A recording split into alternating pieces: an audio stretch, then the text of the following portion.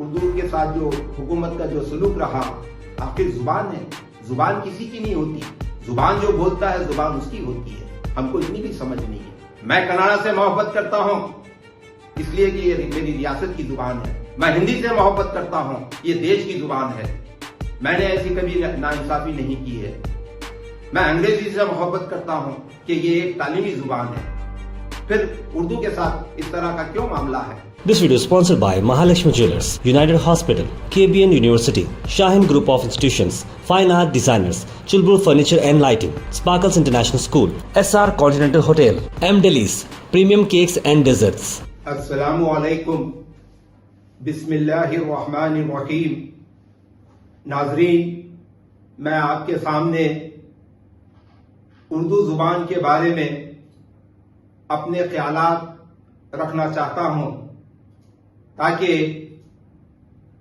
इस प्रदेश के अंदर कई सालों से उर्दू जुबान इंसाफ से महरूम हो चुकी है और कर्नाटक उर्दू एकेडमी जो पूरे रियासत के लिए उर्दू के फरोग के लिए जिसको कायम किया गया,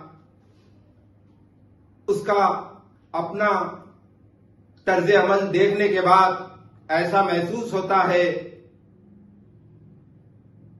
एकेडमी का ताल्लुक उर्दू से पिछले चंद सालों में बराए नाम रहा है और इस कर्नाटक उर्दू एकेडमी का जो सालाना बजट है वो 2,25,00,000 है, लेकिन 4.5 साल गुजर चुके हैं, लेकिन आज तक एकेडमी के लिए किसी साल भी इस बजट को रिलीज नहीं किया गया। और रही दूसरी बात, 371 के तहत बीदर, गुलबर्गा, यादगीर, बेल्लारी, कोप्पल, ये तमाम ऐसे अजला रहे हैं जिनके साथ नाइंसाफी हुई है। आज मैं ऑनरेबल चीफ मिनिस्टर कर्नाटक जो माइनॉरिटी का कलमदान भी रखते हैं, उनसे मैं गुजारिश करता हूं कि बचे हुए चंद महीनों के लिए अगर उर्दू एकेडमी के लिए कोई खास बजट अगर रिलीज करते हैं तो बचे हुए 6 महीनों के अंदर जिन अजला से नाइंसाफी हुई है वो अजला के लिए बेहतर होगा। और जहां तक एकेडमी के चेयरमैनशिप की बात है, अगर आप रिकॉर्ड उठाकर देखेंगे तो आपको अंदाजा होगा। बहरहाल बड़े अफसोस के साथ मैं कहता हूं 371 का जश्न मनाया गया। क्या जश्न इसलिए मनाया गया कि 371 डिक्लेयर होने के बाद भी हमारे साथ जो नाइंसाफी हो रही है, एक एकेडमी में जब इतने मसाइल हैं, रही दूसरे डिपार्टमेंट, उन डिपार्टमेंट में क्या हाल होगा आप अंदाजा कीजिए। फौजिया चौधरी जिनका ताल्लुक बेंगलुरु से था, बेग साहब जिनका ताल्लुक उसी इलाके से था, खलील साहब जिनका ताल्लुक उसी इलाके से था, और ये तमाम हजरात गवर्नमेंट सर्वेंट रह चुके हैं और माली एतबार से काफी मजबूत थे। गरीब राइटर्स और गरीब उर्दू तबके की तरफ किसी का रुझान नहीं होता और ये वीआईपी कल्चर एकेडमी के अंदर आ चुका है। मैं एक लंबे अरसे से कोशिश करता रहा एकेडमी की मेंबरशिप के लिए, चेयरमैनशिप के लिए। मरहूम कमरुल इस्लाम से गुजारिश किया, प्रियांक खरगे से मैं लेटर के जरिए मेरे हालात बताया, रहीम खान जो बिदर के एमएलए हैं उनसे मैं दरखास्त के जरिए अर्ज किया।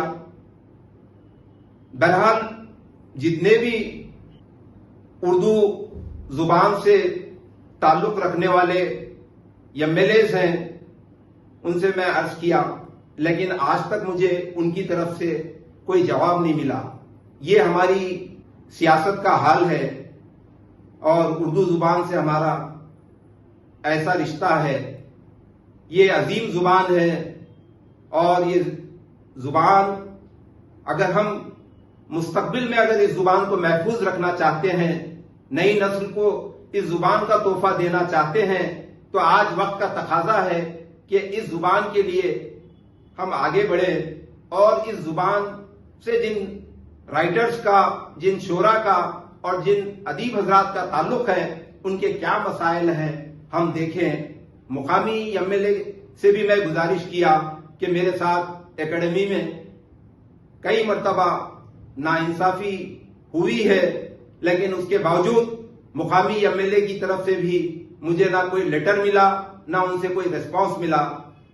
आप बताएं कि एक राइटर का क्या मुकाम है और उर्दू कर्नाटक में और कौमी सतह पर उर्दू का जबकि बहुत बुरा हाल है और फिर हमारा तर्ज अमल ये है।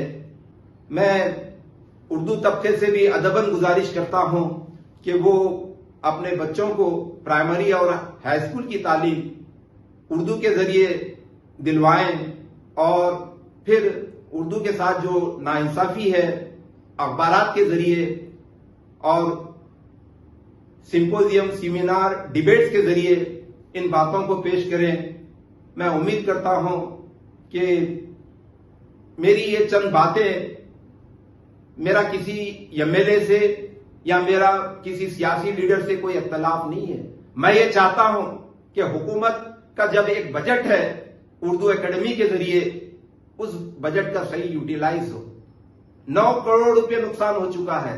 एक उर्दू गरीब जुबान और उर्दू से वाबस्ता राइटर्स गरीब हैं और उसके बावजूद उर्दू तबके का ये हाल है और हमारे सियासतदान और हमारे एमएलए और एमपीज का ये हाल है कि वो खामोश हैं।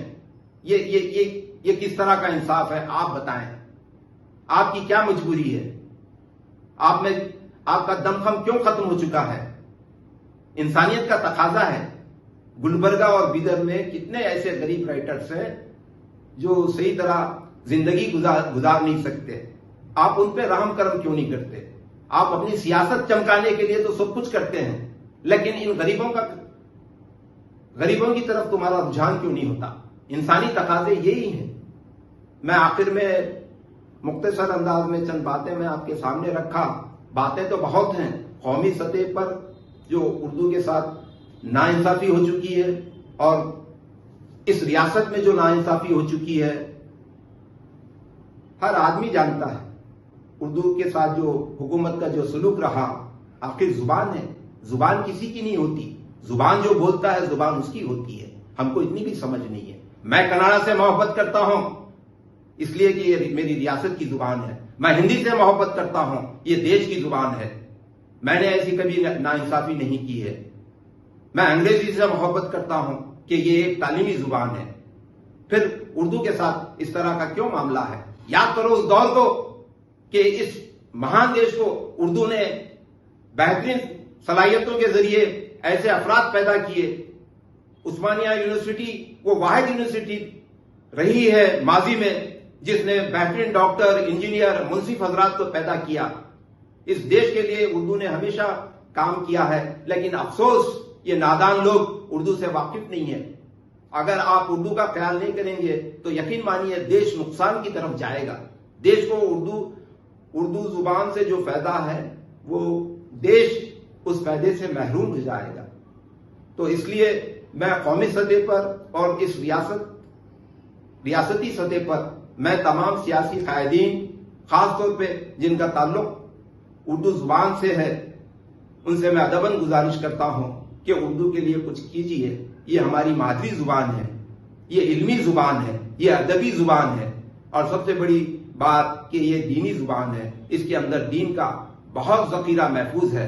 अगर इस जुबान की अगर आप कदर नहीं करते हैं तो यकीन मानिए आप अपनी नई नस्ल को अखलाक से, तहजीब से, किरदार से महरूम कर देंगे और आपकी नस्ल आप पर मलामत करेगी।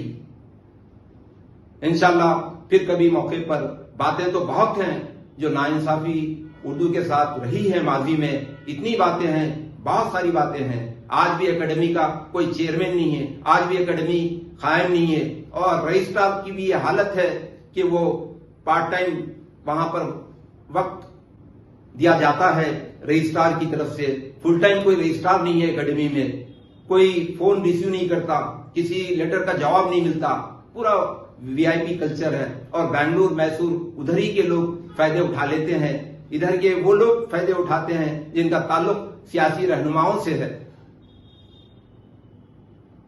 तो चंद बातें मैं आपके सामने रखा, बिल्कुल ये हकीकत पर मबनी बातें हैं। और मैं आखिर में फैज अहमद फैज का एक शेर मुझे याद आ रहा है, मैं उस शेर को कहते हुए अपनी बात खत्म करता हूं। मत सहल हमें जानो फिरता है फलक बरसों, मत सहल हमें जानो फिरता है फलक बरसों, तब खाक के पर्दे से इंसान निकलते हैं। शुक्रिया, खुदा हाफिज। फिर किसी मौके पर आपसे बात करने का अगर मौका मिलता है तो मैं आपकी खिदमत में हाजिर रहूंगा। शुक्रिया, खुदा हाफिज। This video is sponsored by Mahalakshmi Jewelers, United Hospital, KBN University, Shahin Group of Institutions, Fine Art Designers, Chulbur Furniture and Lighting, Sparkles International School, SR Continental Hotel, M Delis, Premium Cakes and Desserts.